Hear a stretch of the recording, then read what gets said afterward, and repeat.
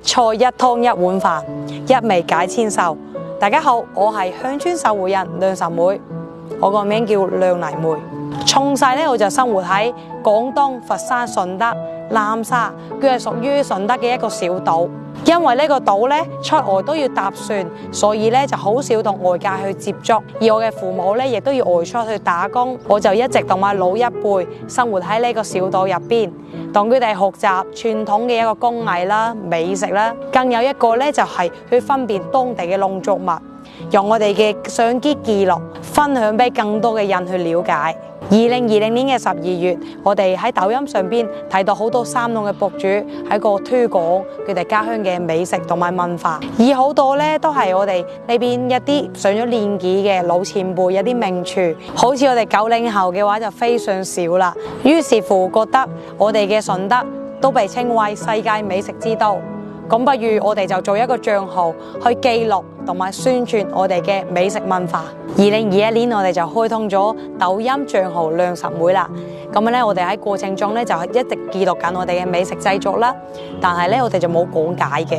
喺呢個過程入邊有3個月數據一直做唔上去，咁我哋就喺個思考，不如我哋用我哋嘅家鄉話粵語嚟同我哋嘅粉絲互動。冇諗到我哋用順德話嘅互動，接地氣嘅內容，得到咁多位粉絲嘅中意。為咗推廣我哋本地嘅美食啦，同埋文化，我哋一直堅持用粵語為記錄，不忘初心。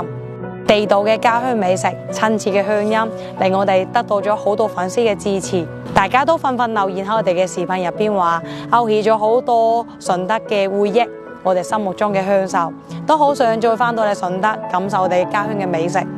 喺2022年嘅時候咧，我哋就喺表叔嘅百年非遺醬園入邊開始訂製啦，研發適合我哋本土口味嘅醬油啦，亦都係我哋第一款手工非遺醬油。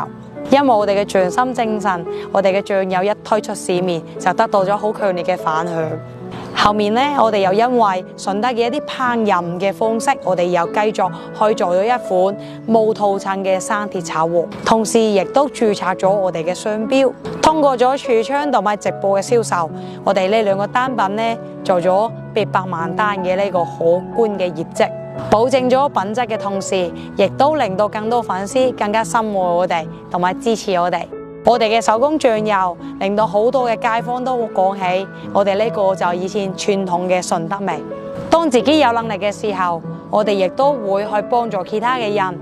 喺我哋嘅努力之下呢，我哋推廣咗本土早茶嘅糯米雞啦，同埋特色嘅魚皮糕，都將呢2個單品呢衝去咗我哋嘅抖音榜嘅第1名。好多默默耕耘但係唔識喺抖音上邊運營嘅企業，我哋通過咗努力，幫佢哋成交咗3萬單嘅業績。我哋靠所得嚟謀生，靠給予嚟創造，幫助到佢哋，我哋心入邊係好幸福嘅，亦都證明咗我哋嘅價值。喺大家嘅認可同埋信任，令我喺一步步嘅堅持行到今日。然後咧，我亦都有呢個示範嘅基地。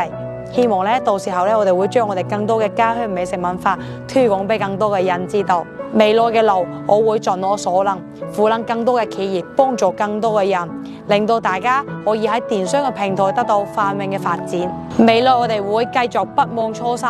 保持好產品嘅質量，將更加優質嘅產品推出俾大家。